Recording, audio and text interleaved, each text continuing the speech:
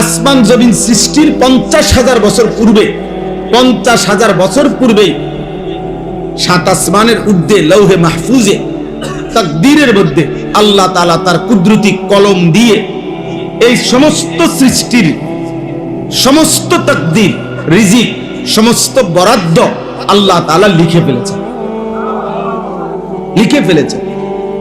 হ্যাঁ, আমি কোন লোকমা খাবার খাবো, কতটুকু খাবো, প্রত্যেকটা নির্ধারিত। আমার খাবারের মাঝখানে এক লোকমা ভাত আমার বাচ্চার, ঠিকই দেখা গেছে ও আয়সা এক লোকমা ভাত বাবার প্লেটের থেকে মুখে নিয়ে সে চলে যায়, বাকি ভাতটা বাবা খায়। বুঝা গেল ওই এক লোকমা খাবার তার বাচ্চার রিজিক। ফলে আল্লাহ তাআলা তারটা তাকে দিয়ে দিছে, বাবারটা বাবাকে দিয়ে দিছে। আজকে দুপুর বেলা আমি বাসায়, আমার ছোট মেয়ে আছে 4.5 বছর বয়স। এখন আজকে ছোট দুপুরেও আম খাইতেছি, কাইটা আমি কাইটা দিতেছি, আমিও খাইতেছি, আমার মেয়েও আমার সাথে বসে বসে খাইতেছে। এখন আগের একটা বড়া আমের ওই খাইছে, এরপরের বড়া আমি ওই বলছে এটা আব্বু আপনি এটা খান, তো আমি মুখে নিছি বড়াটা, এক সাইডে দিয়ে আমি একটু কামড় দিছি, ওই আবার কইতেছে ওই খাইবো, তো আমি আবার ওটা ওর হাতে দিয়ে দিছি।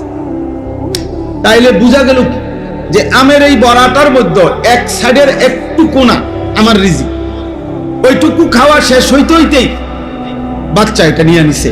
মানে আল্লাহ তাআলাই কুদরতি ভাবে তার রিজিক তাকে পৌঁছায় দিয়েছে।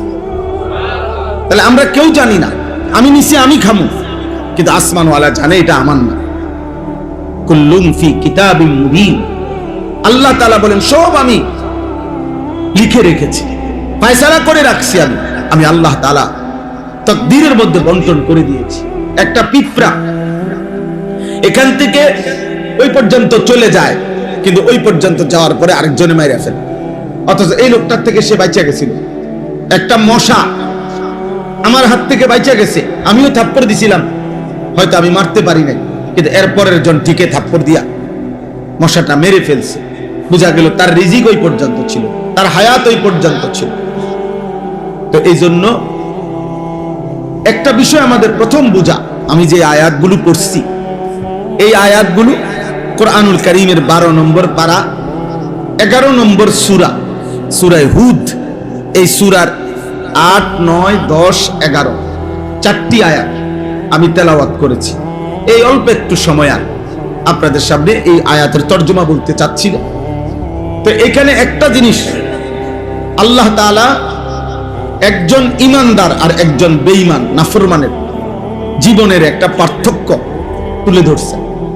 ঈমানদারের জীবন কেমন হয় আর বেঈমান নাফরমান পাপীর জীবন কেমন হয়, আল্লাহ তাআলা এটা বুঝাইছেন এইখানে এই 4 আয়াত। একটু মনোযোগ দিয়ে শুনেন, তাইলেই বুঝবেন যে আমার জীবন আপনার জীবন কেমন চলতেছে। এখানে আল্লাহ তাআলা এটা বুঝাইছেন আমাদের জীবনের দুইটা অংশ।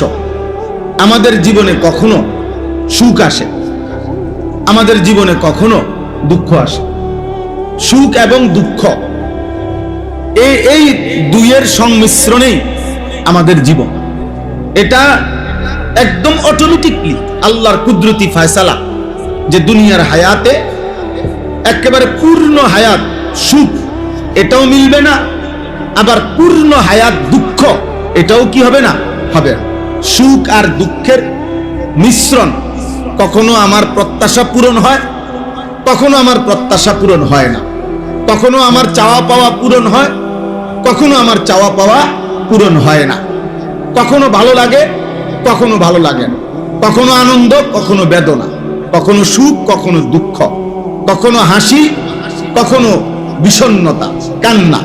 তো এর মাঝেই আমাদের জীবন, এর মধ্যেই জিন্দেগি। তো আল্লাহ তাআলা বলেন একজন বেঈমান, একজন নাফরমানের জীবন কেমন? নাফরমানের জীবন হলো যখনই সে অনেক দিন আরামে ছিল, যখনই তার উপরে কোনো বিপদ, মুসিবত, পেরেশানি সুখের পরে আসে, সাথে সাথে সে দুইটা কাজ করে। 1 নাম্বার হলো হতাশ হয়ে পড়ে, 2 নাম্বার হলো আল্লাহ তাআলার অকৃতজ্ঞতা জ্ঞাপন করে। অকৃতজ্ঞ, আল্লাহ তাআলার নাফরমানি করে। আল্লাহ তাআলার নাফরমানি করে। আবার যখন একটি নির্দিষ্ট সময় পরে তার দুঃখ পেরেশানি দূর হয়ে যায়, সুখ স্বাচ্ছন্দ্য সচ্ছলতা আবার ফিরে আসে, তো আবার পুনরায় এবার বলে একটা পেরেশানিতে আসিলাম, একটা বিপদে আসিলাম, বিপদ আপদ সব কাইটা গেছে, হ্যাঁ এখন আর কোনো সমস্যা নেই, এখন আর কোনো সমস্যা নেই। এবার সে অহংকারী হয়ে যায়, এবার সে গর্বকারী হয়ে যায়, এবার আনন্দে আত্মহারা হইয়া আবার নাফরমানির মধ্যে লিপ্ত থাকে। আগের মুসিবতের সময়ও আল্লাহকে স্মরণ করে নাই, এখন সুখের সময়ও আল্লাহকে কি করে নাই? স্মরণ করে নাই।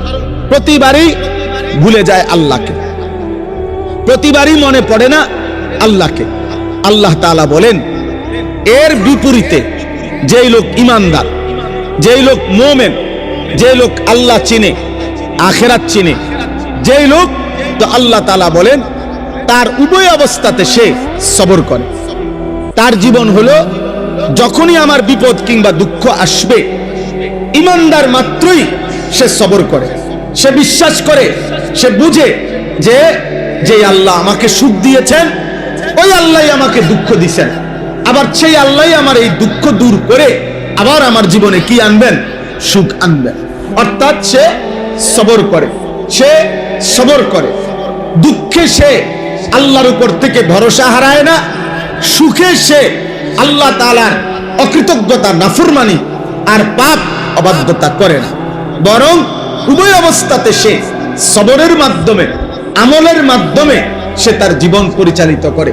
দুঃখেও আল্লাহকে ডাকে, সুখেও আল্লাহকে ডাকে, আনন্দেও আল্লাহকে ডাকে, বেদনাতেও আল্লাহকে ডাকে। সর্বাবস্থায় আল্লাহ তাআলা বলেন, আমি ওয়াদা দিলাম আমার এমন ইমানদার বান্দার পুরা জিন্দেগীর গুনাহ আমি মাফ করে দেব এবং শ্রেষ্ঠতম বিনিময়ে জান্নাত তাকে দিয়ে দেব, জান্নাত তাকে দিয়ে দেব।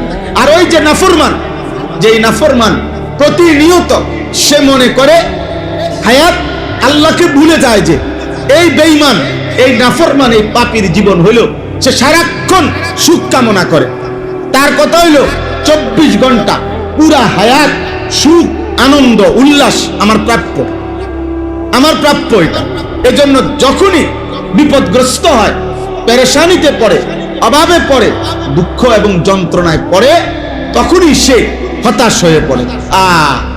সবে তো ঠিক আছিল, কি থেকে কি হইল, হ্যাঁ আমার কপালে নি এত গজব, আমার কপালে নি এত মুসিবত, আরে খোদা আর বুঝি মানুষ দেখলা না, এই ইত্যাদি ইত্যাদি কথা। অর্থাৎ হতাশ হয়ে গেছে, আল্লাহর নাফরমানি করে ফেলছে। আল্লাহর নাম, আল্লাহর প্রতি যাহা গত এতদিন যাবৎ সুখে ছিলাম, আমি এতদিন সুস্থ ছিলাম, সেটা আমার আল্লাহ দিছেন, আজ মুসিবত আমার আল্লাহই দিছেন। তো আমার মনে রাখা দরকার ছিল কাকে? আল্লাহকে। আল্লাহকে অপেক্ষা করা দরকার ছিল আল্লাহর রহমতের, আশা করা দরকার ছিল আল্লাহর রহমতের। আল্লাহ বলেন বেঈমান এটা করতে পারে না, নাফরমান এটা করতে পারে না। নাফরমান দুঃখে হতাশ হয়ে যায়, সুখে অহংকারী হয়ে যায়। নাফরমান দুঃখে আল্লাহকে ভুলে যায়, আর সুখে আত্ম অহমিকায়, খুশি আর আনন্দে আর ফুর্তিতে আল্লাহর নাফরমানি করে। আজকে যুবক ছেলেগুলো নামাজ পড়ে না কেন? সুস্থ যে, সুস্থ যে সে, হ্যাঁ 24 ঘন্টা দিবানিশি মোবাইলে অস্থির ছবি নর্তকী দেখে কেন? সুস্থ যে সে, তার যৌবনের চাহিদা আল্লাহ তাআলা যে এখনো ঠিক রাখছেন, আল্লাহ যে এখনো ঠিক রাখছেন। এই আবার যখন বিপদে পড়ে, অসংখ্য অসংখ্য নাফরমান হতাশ হইয়া এমনও আছে এক পর্যায়ে আত্মহত্যা করে, আত্মহত্যা করে। অর্থাৎ এত দুঃখ, এত বেদনা, এত অস্থিরতা আর সহ্য হয় না, আর সহ্য হয় না। তাইলে উভয়টাই নাফরমানির কারণ। নয়তো ইমানদার যদি হইতো, সে সুখের সময়ও আল্লাহকে মনে রাখতো, দুঃখের সময়ও কাকে মনে রাখতো? আল্লাহকে। হযরত আইয়ুব আলাইহিস সালাম, আমরা জানি ওনার নাম, একজন নবী ছিলেন। আল্লাহ কোরআনুল কারীমে ওনার নাম উল্লেখ করছে, নি'মাল আবদু। আল্লাহ বলছে আমার বান্দাদের মধ্য থেকে বড় উত্তম বান্দা আইয়ুব। আইয়ুব কেন? কিতাবের মধ্যে আছে 12 বছর কিংবা 18 বছর তিনি রোগাক্রান্ত ছিলেন। দুইটা বর্ণনা, হয় 12 বছর নয়তো 18 বছর। তো 12 বছর কিংবা 18 বছর একটানা রোগাক্রান্ত, মারাত্মক অসুস্থ ছিলেন, শারীরিকভাবে ভীষণ রোগ ছিল ওনার। তো 18 বছর পরে বা 12 বছর পরে আল্লাহ তাআলা ওনাকে সুস্থ করে দিয়েছেন। সুবহানাল্লাহ। সুস্থ হওয়ার পরে হযরত আইয়ুব আলাইহিস সালাম কিতাবে আছে, একদিন আল্লাহকে জিজ্ঞেস করছিলেন যে আয় আল্লাহ, গত 18 বছর 12 বছর বা 18 বছর আপনি আমাকে এই যে দুঃখ কষ্ট পেরেশানিতে অসুখে আর রোগে কেন রাখলেন? আমার এমনি জানার ইচ্ছা আপনার কাছে, আপনি আমারে অসুস্থ বানায় রাখলেন কেন এত লম্বা সময়? আপনি কেন করলেন? তো আল্লাহ তাআলা বললেন, আইয়ুব শোনো, অসুস্থ হওয়ার আগে 70 বছর তুমি সুখে ছিলা, সুস্থ ছিলা। আমি আল্লাহ তাআলা তখনও দেখছি এই সুস্থ থাকার 70 বছরে তুমি আমাকে ডাকছো, আমার বন্দিগি আমার আনুগত্য তুমি করেছ, আমার কোনো অভিযোগ নাই তোমার ব্যাপারে।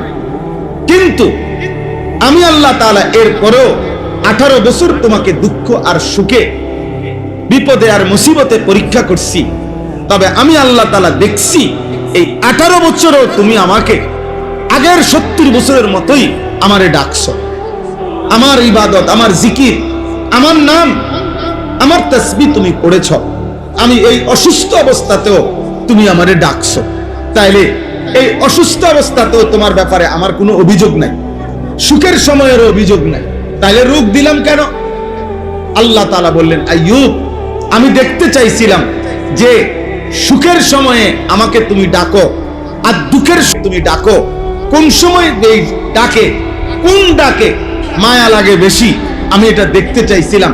তো আল্লাহ তাআলা বলেন, আইয়ুব, আমি আল্লাহর জাতের কসম, 70 বছর সুখের সময় আমাকে ডাকছো তুমি যে পরিমাণ, আর এই 18 বছর দুঃখ আর অসুস্থতার যন্ত্রণার সময় তুমি যে আমাকে ডাকছো, আমি আল্লাহর কাছে এই ডাকে মজা লাগছে বেশি, আমি আল্লাহর কাছে ভালো লাগছে বেশি। আমি দুঃখের ডাকে মজা পাইছি, বিপদের ডাকে, অভাবের ডাকে, কষ্ট আর যন্ত্রণার ডাকে আমি মজা পাইছি বেশি, আমি মজা পাইছি বেশি। তাইলে এক ইমানদার, এক মুমিন, আল্লাহর প্রতি যার ঈমান আছে, তার জীবনে সে সুখেও আত্মহারা হয় না, দুঃখেও হতাশ হয় না। সে দুঃখেও নাফরমানি করে না, সুখেও অহংকার করে না, অহংকার করে না, অহংকার।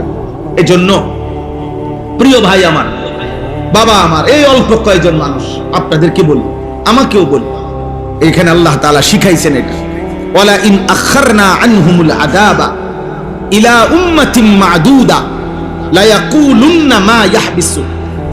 আল্লাহ তাআলা বলেন, নাফরমান, বেঈমান, পাপী, আমি আল্লাহ যদি ইচ্ছা করে, দয়া করে তাদের উপরে আযাব, মুসিবত, বিপদ যদি একটু সময় লম্বা করি, মানে না দেই, মনে করেন অহংকার করতেছে, গুনাহ করতেছে, জুলুম করতেছে, পাপ করতেছে, কিন্তু আজকে 10 বছর হয়ে গেছে, 30 বছর হয়ে গেছে, 20 বছর হয়ে গেছে, 50 বছর হয়ে গেছে, কোনো বিপদ নাই, কোনো বিপদ নাই, কোনো অসুবিধাও নাই, কিন্তু গুনাহ করছে পুরা দমে। আল্লাহ বলেন, যদি আমি ইচ্ছা করে কোন মানুষের উপরে, কোন জাতির উপরে আমার আযাব দীর্ঘায়িত করি, মানে দিচ্ছি না, অনেক দিন ধরে লম্বা করে রাখি, তো আল্লাহ তাআলা বলেন, লা ইয়াকুলুন্না মা ইয়াহবিসু। বেঈমান, নাফরমানরা তখন ইমানদারদেরকে, নবীদেরকে বিদ্রুপ করে, যে কই কই, বলে না, নাফরমানি করলে, চুরি করলে, ডাকাতি করলে, জিনা করলে, ব্যভিচার করলে, নামাজ না পড়লে বলে না আযাব আসবে, তো আযাব কো মা ইয়াহবিসু, কিসে আযাব আটকাইয়া রাখলো? এই মিয়া, তাফসীরের মধ্যে আছে আবু তালেব, আরে আবু লাহাব, আবু লাহাব যখন, আল্লাহ তাআলা কোরআনুল কারীমের মধ্যে বলছে, আবু লাহাব তাব্বাত ইয়াদা আবি লাহাব, তোর হাত ধ্বংস হয়ে গেল এবং তুমি নিজেও ধ্বংস হয়ে গেলা। এরপরে আবু লাহাব চূড়ান্ত, এটা তো আল্লাহ বলে রাখছে, কিন্তু আল্লাহ তাআলা যেদিন তাকে চূড়ান্ত আযাব দিছে, ওই আযাবের আগ পর্যন্ত এই বেঈমান প্রত্যেক দিন সকালবেলা ঘুম থেকে উঠেই নবীজির সাহাবাদের কাছে যাইতো। সাহাবাদের কাছে গিয়েই বলতে, এই আবু বকর, ওমর, এদিকে এই দেখো, এই দেখো, ওই কোনো অসুবিধা আছে নি? দেখো, বুঝেন নাই? এই তোমাকে আল্লাহ না কইলো আমারে কি আজ বলে খাইয়া লেবো, ধ্বংস করে লেবো, কই কি আমার আদি সব ঠিক মতো আছে। এই অহংকার। আল্লাহ তাআলা বলেন, নাফরমান এমন হয় যে আমি যদি আযাবটাকে একটু দেরি করছি, দিচ্ছি না ইচ্ছা করে, তো তারা বলে মা ইয়াহবিসু, আল্লাহর আযাব কিসে আটকায় রাখলো? কই আল্লাহ, কই আযাব, কই আযাব আসে না কেন? এখানে এই সূরার মধ্যে আছে প্রত্যেক যত জাতিকে, আশ্চর্য হবেন, প্রত্যেক জাতি, নাফরমান পাপী ব্যক্তি জাতিকে আযাবের আগে ওই ব্যক্তি, ওই জাতি বারবার নবীদের কাছে বলতো, ফাতিনা বিমা তাইদুনা ইন কুনতা মিনাস সাদিকিন। হে নবী হুদ, লূত, শুআয়ব, সালেহ, এরকম নবীদের নাম বলতো, তুমি যে বলছো আমাদের উপরে আল্লাহর আযাব আসবে, যদি তোমার কথা সত্য হয়ে থাকে তো আনো, আযাব আনো, ফাতিনা, আযাব নিয়ে আসো। কই আযাব, কই আযাব, কই? এই প্রত্যেক জালেম, প্রত্যেক পাপী ধ্বংস হওয়ার আগে এই পরিমাণ অহংকার করে, অহংকারের সময় সে মনে করে তার জীবনে আর সুখ আসবে, দুঃখ আসবে না, তার জীবনে আর মুসিবত আসবে না, তার উপরে কোনো মুসিবত আসবে না, তার উপরে কোনো আযাব আসবে না, সে মনে করে, সে অহংকার করে। আল্লাহ তাআলা বলেন, আলা ইয়াউমা ইয়াতিহিম, হে নবী বলে দেন, হে নাফরমান, যেদিন সত্য সত্য আল্লাহর আযাব এসেই যাবে, লাইসা মাসরুফান আনহুম, সেদিন এই পৃথিবীর কারো আর ক্ষমতা থাকবে না সেই আযাবকে প্রতিহত, সেই আযাবকে আর প্রতিহত করার ক্ষমতা থাকবে না। হ্যাঁ, কুরআনুল কারীমের মধ্যে আল্লাহ তাআলা বলেন, ইন্না আযাবা রাব্বিকা লাওয়াকি' লাইসা লাহু মিন দাফি', নিশ্চয় আল্লাহর আযাব আসবেই আসবে, লাইসা লাহু দাফি', আল্লাহ বলেন আল্লাহর আযাব যেদিন আসবে সেদিন আর কেউ থাকবে না যে তাকে প্রতিহত করবে। লিল কাফিরিনা লাইসা লাহু দাফি', আল্লাহ বলে বেঈমান, পাপী, কাফের, নাফরমানের জন্য আমার আযাব আসবেই আসবে, লাইসা লাহু দাফি', ওই আযাব প্রতিহত করার কেউ থাকবে। ফিরআউনের উপরে যখন আযাব আসছে, তো এবার আর কেউ ঠেকাইতে পারছে? নমরুদের উপরে যখন আযাব আসছে, তো এবার আর কেউ ঠেকাইতে পারছে? কারুনের উপরে যখন আযাব আসছে, তো এবার আর কেউ ঠেকাইতে পারছে? নূহ আলাইহিস সালামের কওমকে যখন আল্লাহ তাআলা পানিতে ডুবাইয়া ফেলছে, এবার আর কেউ থামাইতে পারছে? হ্যাঁ, হযরতে শুআয়ব আলাইহিস সালাম, সালেহ আলাইহিস সালাম, হুদ আলাইহিস সালাম, লূত আলাইহিস সালাম, উনাদের কওমকে আল্লাহ তাআলা আযাব দিয়ে ধ্বংস করছেন। কোরআনে আল্লাহ বলেন, এই সূরাতে আছে, ফাআসবাহু ফি দারিহিম জাসিমিন, এই নাফরমান জাতি তারা প্রত্যেকে তাদের ঘরের মধ্যে উপুর হইয়া ময়রা পড়েছিল। একটা কুলের বাচ্চা, দুধের বাচ্চা, পেটের বাচ্চা, একটা নারী, একটা পুরুষ আল্লাহর আযাব থেকে বাঁচেন, একজনও না, একজনও, একজনও না, একজনের। এখানে আছে আল্লাহ তাআলা বলেন, ফাকাতানা দাবিরাল্লাযিনা কাযযাবু, আমি আল্লাহ তাআলা বেঈমানের, মিথ্যাবাদীর, নাফরমানের গোড়া সুদ্ধা, লেজ সুদ্ধা, বংশ সুদ্ধা কাইটা দিলাম। অর্থাৎ বিষয়টা হইল, আমার দাদা, আমার দাদার বাপ, আমার বাপের দাদা, একটা বংশের সিরিয়াল আছে, কিন্তু অবাধ্য জাতির আর কোনো বংশধর নাই। আছে কোনো? ফেরাউনের কোনো বংশধর আছে? নমরুদের কোনো বংশধর আছে? কারুনের কোনো বংশধর আছে? বলেন, আবু জাহেলের বংশধর আছে? নাই। অথচ আরব দেশে, আরব দেশের মানুষ তাদের বংশের ধারা সংরক্ষণ করা, এটা আরবের একটা ঐতিহ্য। এখনো আরব দেশের মানুষ যুগ যুগ ধরে তাদের অভ্যাস ছিল, এখনো আছে, তারা তাদের পূর্বপুরুষের বংশের ধারা এটা লিখিত রাখে, তাদের কাছে ডকুমেন্টস আছে। তাদের 32 পুরুষ আগে কে ছিল নাম, এটা তারা বলতে পারে। 30 পুরুষ আগে, মনে করেন আজ থেকে 500 বছর আগে 700 বছর আগে তাদের পূর্বপুরুষ কে ছিলেন তারা এটা বলতে পারে, এখনো বলতে পারে তারা। কিন্তু আবু জাহেল, আবু লাহাব এইসব বেঈমানের বংশধারা আর পৃথিবীতে নেই। ইন্না শানিআকা হুয়াল আবতার। আল্লাহ বলছে, বন্ধু নিশ্চয়ই যারা আপনার নিন্দা করে, আপনি রাসূলকে বিদ্রুপ করে, আমি আল্লাহ বললাম একদিন তারাই নির্বংশ হবে। আবতার মানে নির্বংশ। নবীজির ছেলেরা যখন সবাই মারা গেছে, তখন মক্কার কাফেররা বলছিল মুহাম্মদের একটা ছেলেও বাঁচে নাই, অতএব যার ফুট বাঁচে না তারে আটখুরা কয়, নির্বংশ কয়। হ্যাঁ, আর কি কয়? হ্যাঁ, আবতার গ্রাম্য ভাষায় বলে। তো এই তারা বলতে লাগলো যে মুহাম্মদের আর বংশ নির্বংশ। আল্লাহ তাআলা বলছে, না বন্ধু, আপনার বংশ নির্বংশ না, বরং বেঈমানের বংশই নির্বংশ। নাফরমানের বংশই মূলত কি হবে? নির্বংশ। তো আল্লাহ তাআলা এখানে বলেন, ওয়াহাকা বিহিম মা কানু বিহি ইস্তাহজিউন, যেই আযাব নিয়ে ঠাট্টা করতেছিল নাফরমানরা, একদিন ওই আযাবই তাদের সকলকে ঘিরে ধরবে।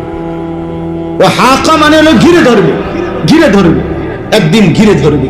সেদিন ওই আযাব থেকে নেতা কিংবা কর্মী, বড় কিংবা ছোট, পুরুষ কিংবা নারী, জওয়ান কিংবা বৃদ্ধ, কেউ আর বাঁচবে, কেউ আর বাঁচবে না। এরপর আল্লাহ বলেন, ওয়ালা ইন আযাকনাল ইনসানা মিন্না রাহমাতান সুম্মা নাযা'না মিনহু। এই আল্লাহ বলেন নাফরমান পাপী মানুষের অভ্যাস কেমন।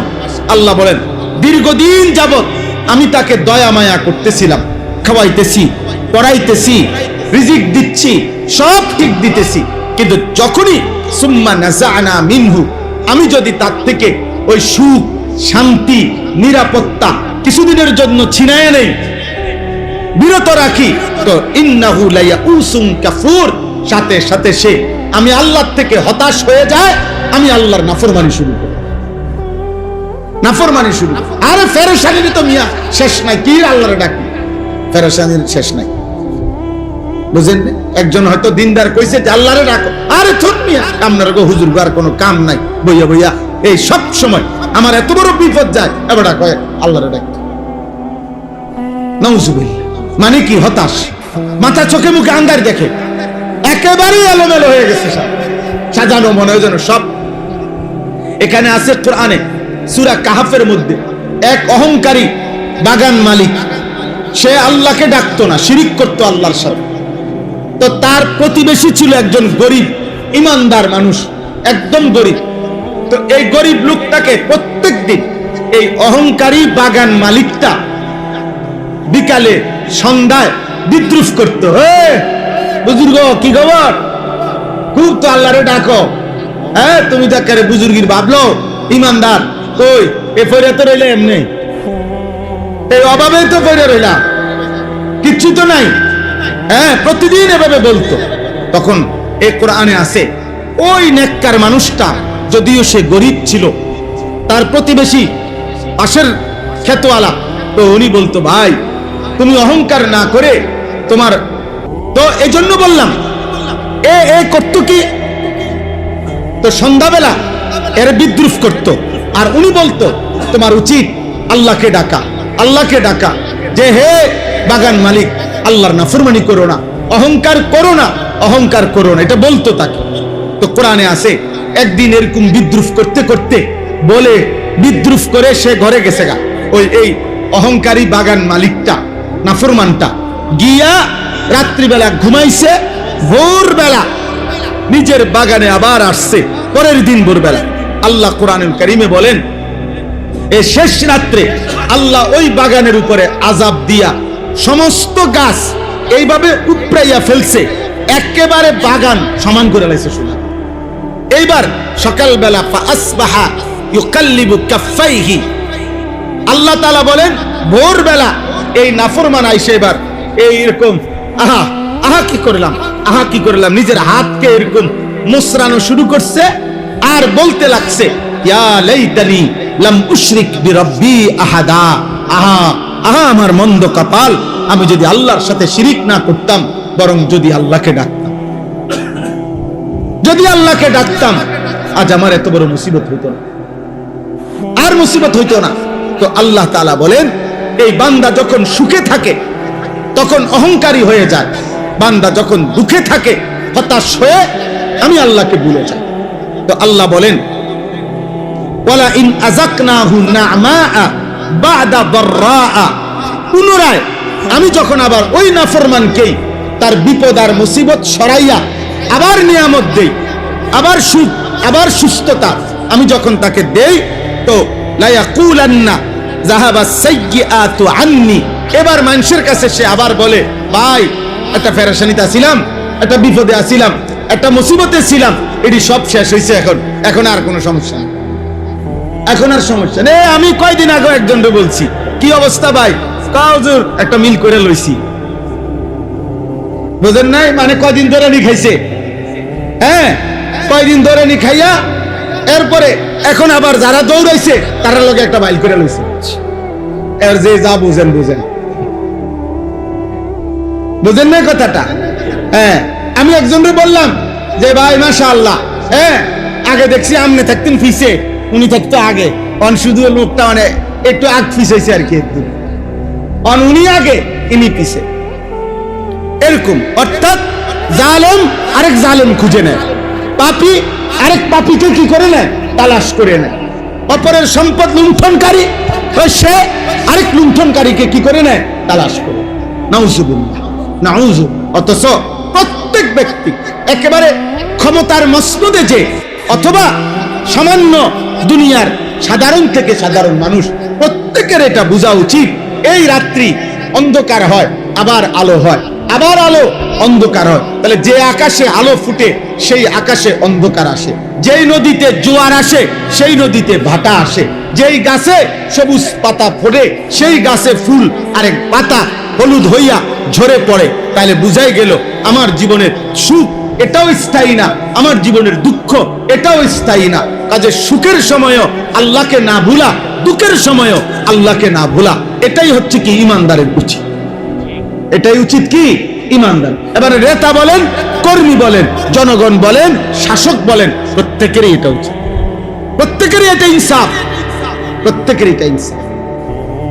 তো আল্লাহ তাআলা বলেন লা ইয়াকুলান্না যাহাবাস সাইয়্যাতু আন্নি, আমার মুসিবত চলে গেছে, যখনই বিপদ চলে যায় বলে ইন্নাহু লা ফারিহুন ফাখুর, আল্লাহ বলেন নিশ্চয় এবার সে উল্লাসিত হয়। অর্থাৎ যখন একটু সম্পদ আছে ভোগ বিলাসিতায় মত্ত, বুড়া মিয়া গত 30 বছর ধরে কষ্ট করছে, এখন যখন ফুট বিদেশ গিয়া টাকা পয়সার একটা মিল হইছে, এখন বাড়িঘর করে বাহ নাটক দেখে, সিনেমা দেখে, টেলিভিশন দেখে, খেলা দেখে, এখন পুতের বউ বেপর্দা, মেয়ে বেপর্দা, না উনি এখন পয়সার একটা ভাব দেখাইতেছে, এখন উনি বুঝাইতেছে আমার টাকা হইছে, আমার টাকা হইছে। এবার সে আনন্দে উল্লাসিত আর হলো ফখুর, অহংকারী, অহংকারী, অহংকারী। আল্লাহ তাআলা বলেন এই আচরণ বেঈমানের আচরণ। তাহলে দুঃখে আল্লাহকে ভুলে হতাশ হওয়া এটাও বেঈমানের আচরণ, সুখে আল্লাহকে ভুলে অহংকার করা এটাও কার আচরণ? কথা বলেন না, বেঈমানের আচরণ। এবার মুমিনের আচরণ কি? আল্লাহ তাআলা বলেন এই শেষ আয়াত, ইল্লাল্লাযীনা সাবারু, কিন্তু আমার যেই সকল বান্দা সব অবস্থায় সবর করে। সবর করার মূল অর্থ হইল আল্লাহর হুকুমের উপরে টিকে থাকা। আমরা স্বাভাবিকভাবে সবর বলতে বুঝি ধৈর্য ধরা, এটাও অর্থ ঠিক আছে, কিন্তু তাফসীরের ভাষায়, আরবি ভাষার মূল অর্থ হলো সবরের, তাফসীরের ভাষায়, পরিভাষায় আল্লাহ তাআলার হুকুমের উপরে মজবুত থাকা, এটাকে বলে সবর। অর্থাৎ আল্লাহর হুকুমের উপরে আমি গুনাহ করব না, আল্লাহর আদেশও আমি কি ছাড়ব না, এটাকে বলে সবর।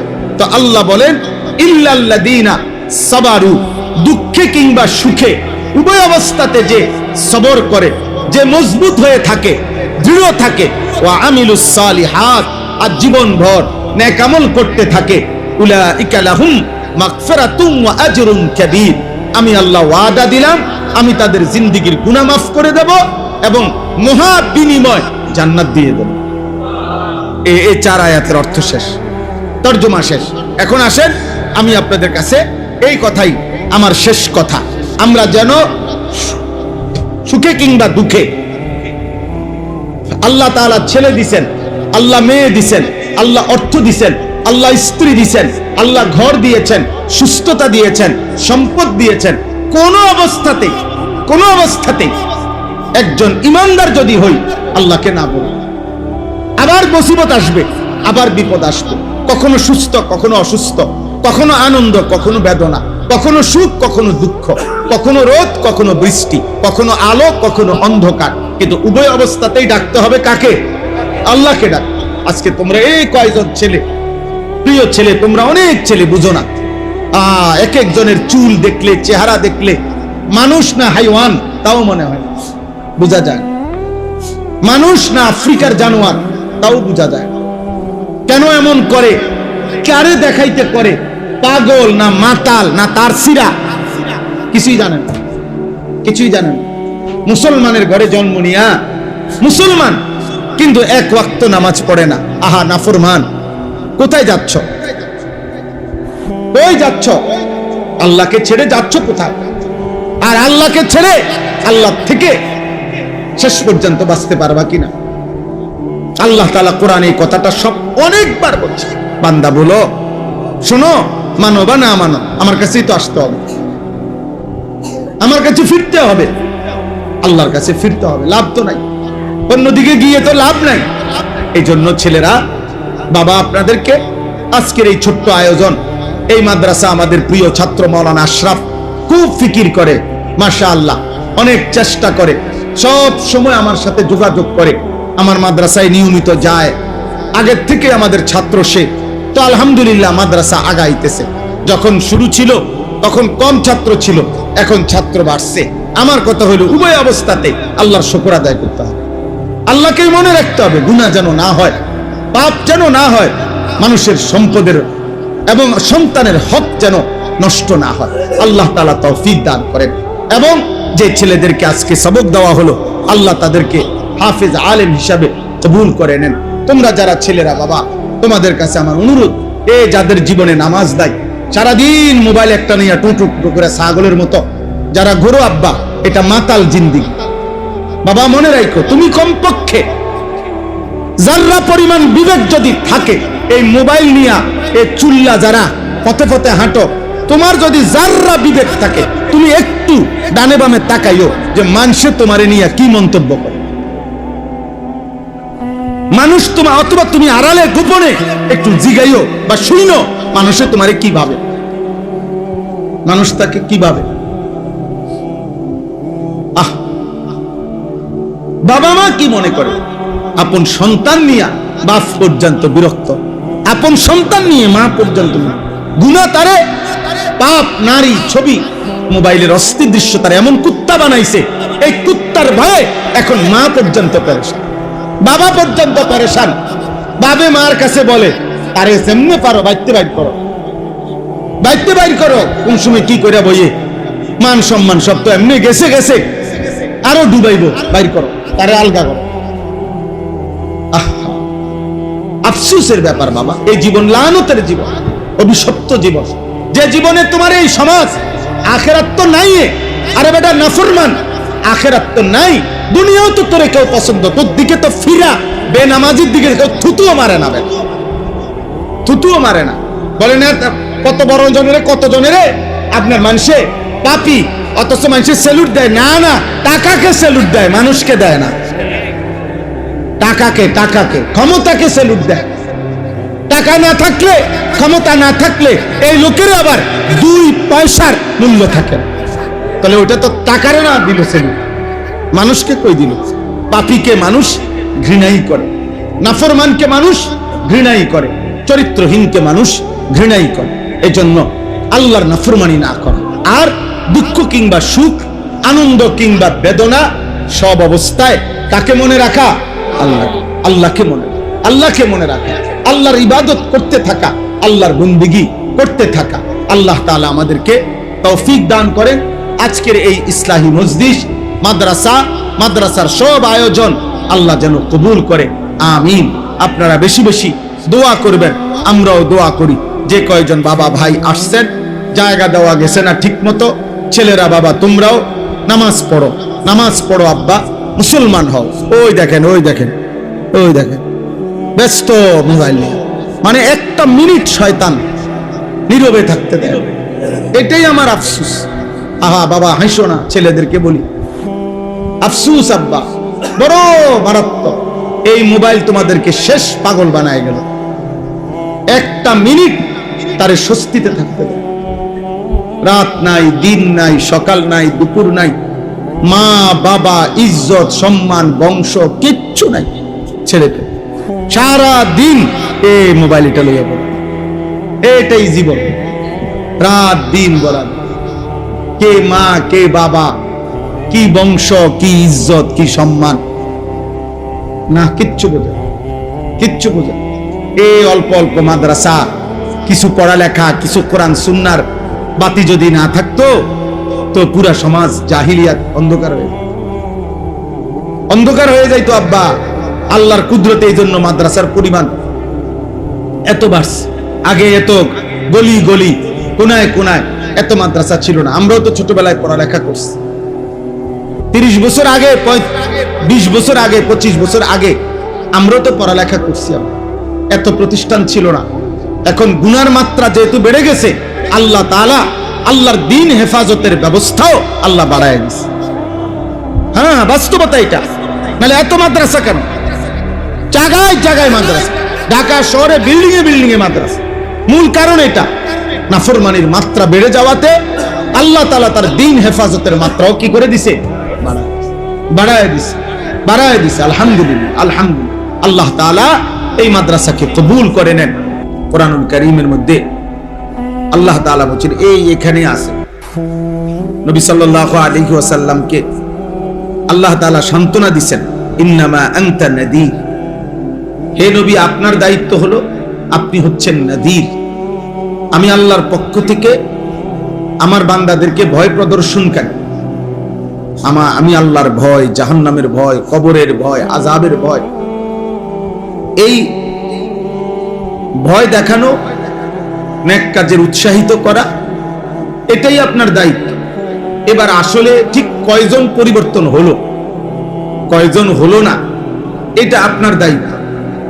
আমি যদি আপনি জিজ্ঞেস করেন এখন যে হুজুর আপনি আজকে এত বছর ওয়াজ করেন, তো নামাজি হইছে কয়জন, না এই হিসাব দেওয়া অথবা এই হিসাব রাখা আমার দায়িত্ব। ভালো মানুষ হইছে কয়জন, আপনারা হুজুররা যে ওয়াজ করেন না, আপনি হিসাব করেন বসে বসে। আপনার আজার থাকলে, আপনি অবসর থাকলে আপনি হিসাব করেন, আমি হিসাব করবো কেন? আমার তো এটা হিসাব করতে আল্লাহ আমারে বলে নাই যে সপ্তাহে যদি 3 জন লোক নামাজি না হয় তাহলে ওয়াজ বন্ধ করে দিবা। মাসে যদি 10 জন লোক নামাজি না হয় তাইলে কি করবা না? ওয়াজ করবা না। এমন বিষয়টা এমন। হাদিসের মধ্যে আছে, কিয়ামতের দিন আল্লাহ তাআলার সামনে প্রত্যেক নবী হাসরের ময়দানে যখন দাঁড়াবে প্রথম, তখন প্রত্যেক নবীর সাথে ওনার ইমানদার উম্মত যারা ইমান আনছে ওই নবীর উপরে, ওনারাও সাথে থাকবে, প্রত্যেকের সাথে। তো নবী সাল্লাল্লাহু আলাইহি ওয়াসাল্লাম বলছেন, এমন নবীও হাসরের ময়দানে আল্লাহর সামনে দাঁড়াবে যেই নবীর সাথে ওনার ইমানদার উম্মত মাত্র 3 জন। কোন নবী দাঁড়াবে ওনার সাথে ওনার ইমানদার উম্মত সির্ফ 2 জন। কোন নবী দাঁড়াবে ওনার সাথে ওনার ইমানদার উম্মত ওয়াহিদ, 1 জন। তো নবীজি বলেন, রিয়াজুস সালিহিন এই কিতাবে আছে, কিয়ামতের দিন এমনও বহু নবী দাঁড়াবে যেই নবীর সাথে তার ইমানদার উম্মত 1 জনও নাই, লাইসা মাআহু আহাদ, কেউ নাই তার সাথে। মানে উনার পুরা জীবন দাওয়াত দেওয়ার পরে, আল্লাহর কথা বলার পরে 1 জনও কি আনে নাই? ঈমান আনে নাই, ঈমান আনে নাই। তাহলে এখন কি মনে হয়, ওই নবী কি ব্যর্থ? ওই নবী কি নবী হিসেবে বাদ? ওই নবী পুরস্কার পাবে না? অথচ কি নাই? অনুসারী 1 জন। মৃত্যু পর্যন্ত ওই নবী আল্লাহর উপরে ঈমান আনছে, আল্লাহর হুকুম পালন করছে, ইবাদত করছে, একাই একাই। তাইলে এজন্য বললাম আমাদের মূল ফিকির এটা। আল্লাহর পথে যারা ডাকে, দাঈ ইলাল্লাহ, মানুষকে যারা আল্লাহর দিকে ডাকে, তাদের মূল ফিকির এটা যে আল্লাহর দিকে আমার ডাকতে হবে। গ্রহণ করুক বা না করুক, শত্রুতা করুক আর পছন্দ করুক, আদর করুক আর গোস্বা করুক, জিদ করুক আর ভালোবাসুক, আমাকে বলতেই হবে, আমাকে আল্লাহর কথা বলতেই হবে। রোদ কিংবা বৃষ্টি, আলো কিংবা অন্ধকার। পরশুদিন আমি সিলেট বয়ান করছি আসরের আগে। তো যখন আমি বয়ান করতেছি, অজোরে একেবারে মুষলধারে বৃষ্টি হইতেছে বাইরে, মসজিদের বাহিরে পুরা বৃষ্টি, মানে ধুমসে বৃষ্টি হইতেছে। কিন্তু তখনও মসজিদের যে কয়জন অনেক মুসল্লি ছিল, ছেলে পেলে ছিল, আলহামদুলিল্লাহ আমরা আসরের টাইম পর্যন্ত বিকাল 3:30 পৌনে 4টা থেকে টানা বলে গেছে। হ্যাঁ, বৃষ্টি এটা বড় বিষয়। মসজিদের ফ্লোর ভিজে গেছে একদম, মানে ঘামে, গরমে। তা এই জন্য বললাম আল্লাহর কথা বলা চাই, আমাদের প্রত্যেকের দায়িত্ব। এই আজকে যদি আমরা যারা নামাজি মানুষ, যারা কিছু নামাজ রোজা করে, আল্লাহ বিল্লাহ করে, ইনারাও যদি একটু একটু করে ওনাদের সাথে আশেপাশে ছেলে মেয়ে, স্ত্রী, সন্তান, ভাই, বন্ধু, পড়োশী, প্রতিবেশী একটু একটু যদি বলতো, তাহলে আরো নামাজি বাড়তো, আরো দিনদার বাড়তো। কিন্তু অনেক মানুষ আছে একটা শব্দ বলে না, কইয়া কারে কোনটা কইয়া কোন ফেস লাগে, তো না কোনো ফেসের দরকার নাই, ভাত খায়, ঘুম যায়, বাথরুমে যায়, শেষ। এই কারো তাহলে আর তো কোনো ফেস নাই, খানা আপনি বইয়ে বইয়ে ভাত খাইলেন আর ঘুম গেলেন আর পেশাব পায়খানা করলেন, তো এই শেষ। তো এটা কি একটা ইমানদারের জীবন? একজন মুমিনের জীবন কি এটা? তাইলে এই সমাজে ইসরাফিলের ফু পর্যন্ত বন্ধ মানুষ থাকবে, অসৎ লোক থাকবে, চরিত্রহীন লোক থাকবে, হারাম, নাফরমান, পাপী, বেনামাজি, অসভ্য এরাই বেশি থাকবে। এটা আল্লাহরই ফায়সালা। নাফরমান বেশি থাকবে। আল্লাহ তাআলা কোরআনে বারবার বলছেন ইমানদার, আল্লাহর অনুগত কম। ওয়া কালিলুম মিন ইবাদিয়াশ শাকুর, আল্লাহ বলছেন আমার কৃতজ্ঞ বান্দা কম। এজন্য প্রত্যেক ওয়াক্তে নামাজের সময় দেখা যায় ইমানদার নামাজি পরিমাণে মসজিদে কম, নাফরমান পাপী বেশি। একটা বাজারের মসজিদে নামাজের ওয়াক্তে নামাজি যতজন, তার চাইতে 10 ডবল বেশি হবে বাজারের দোকান। অথচ এরা মুসলমান, ওরা চিল্লাইতেছে, হই হুল্লোড় করতেছে, খাইতেছে, গপ মারতেছে, লম্বা স্লোগান দিতেছে, তামাশা করছে, জোয়ানরাও, বয়স্করাও, মাঝ বয়সীরাও। আশ্চর্য! কত দোকানদার আছে বাজারে, তার দোকানের পাশেই মসজিদ, কিন্তু 40 বছরও নাফরমান বলতে পারবে না মসজিদের জামাতে নামাজ পড়ে কেন। এক ধরনের জন্তু জানোয়ারের জীবন, এক বেলা উপার্জন করে আরেক বেলা খায়, খালাস, মনে করছে এরই নাম জীবন। দিনভর রোজগার, রাতভর উপভোগ। দিনভর পরিশ্রম করে রোজগার করছে, রাতভর এটা ভোগ করছে, শেষ। খাইছে, ঘুমাইছে, টেলিভিশন দেখছে, নাচ গান দেখছে, কতক্ষণ বিড়ি খাইছে, কতক্ষণ গপ মারছে, এরপরে ঘুমাচ্ছে, ঘুমায় গেছে। আবার আগামী দিন আগের মতোই নামাজ বিহীন, শুধু রোজগার। তাহলে এই জীবন জন্তু জানোয়ারের জীবন, হাইওয়ানের জীবন, পশুর জীবন। আল্লাহ বিহীন জীবন পশুর জীবন, সেজদা বিহীন জীবন পশুর জীবন। নাই তো ইমানদার মুমিন, সেও দুনিয়া খায়, ভোগ করে, সেও দুনিয়া, আল্লাহ তাআলা তাকেও প্রয়োজন পরিমাণ দুনিয়া আল্লাহ তাআলা প্রত্যেককে দান করে। ওয়ায়ালামু মুস্তাকাররাহা ওয়া মুস্তাওদাআহা, আল্লাহ বলে বান্দা মৃত্যুর শেষ মুহূর্ত পর্যন্ত এই পৃথিবীতে তোমার পুরা হায়াত, কখন তুমি কোথায় অবস্থান করবা, ঘরে থাকবা কখন, বাজারে থাকবা কখন, বাহিরে থাকবা কখন, আমি আল্লাহ তাআলা তা জানি। এবং শেষ পর্যন্ত কোন মাটিতে, কোন জমিনে তোমার মৃত্যু হবে আমি সেটাও জানি। আমি আল্লাহ তাআলা তোমার হায়াতের 24 ঘন্টা, পুরা হায়াত, যখন তুমি যেখানেই থাকো, আমি ওয়াদা দিলাম আমি সেখানেই তোমার রিজিক পৌঁছাবো, আমার রিজিক পৌঁছাবো। হ্যাঁ, তোমার রিজিক আমি পৌঁছাবো। ঠিক কখন, কোনটা, আল্লাহ তাআলা বলেন আমি সব জানি, আমি সব জানি। ওয়ায়ালামু মুস্তাকাররাহা ওয়া মুস্তাওদাআহা কুল্লুম ফি কিতাবিম মুবিন। আল্লাহ তাআলা বলে শুধু জানি এমন না, বরং আমার প্রত্যেকটা মাখলুকের রিজিক আমার প্রত্যেকটা সৃষ্টি দুনিয়াতে যে যা পাবে, একটা মানুষ, একটা গরু, একটা ছাগল, একটা পশু পাখি, একটা কীট পতঙ্গ, একটা জীব জন্তু, একটা উড়ন্ত পাখি, আল্লাহ তাআলা বলেন এই প্রত্যেকের রিজিক। রিজিক মানে কি? রিজিক মানে ভাত না, রিজিক মানে তরকারি না।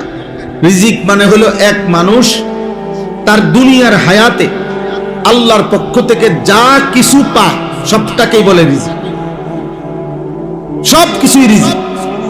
এই চন্দ্র, সূর্য, আলো, বাতাস, রোদ, বৃষ্টি, ক্ষেত, ফসল, আয়, উপার্জন, স্ত্রী, সন্তান, ছেলে মেয়ে, সুখ, শান্তি, হাসি, কান্না, সবকিছু রিজিক, সব আল্লাহর পক্ষ থেকে। আমার জীবনে আল্লাহর পক্ষ থেকে যা দুনিয়ার হায়াতে সবই রিজিক। এখন আল্লাহর পক্ষ থেকে না এমন কিছু আসেনি কারো জানা মতে? আমাদের জীবনের কোন একটা সেকেন্ডের এমন কি আছে যেটা আমাদের আল্লাহর পক্ষ থেকে না? এটা কি আছে? কোনো কিছু এরকম না। জীবনের সব কিছুই আল্লাহর পক্ষ থেকে। তো আল্লাহ তাআলা বলেন আমি আল্লাহ তাআলা আসমান জমিন সৃষ্টির 50,000 বছর আগে, তো আল্লাহ তাআলা বলেন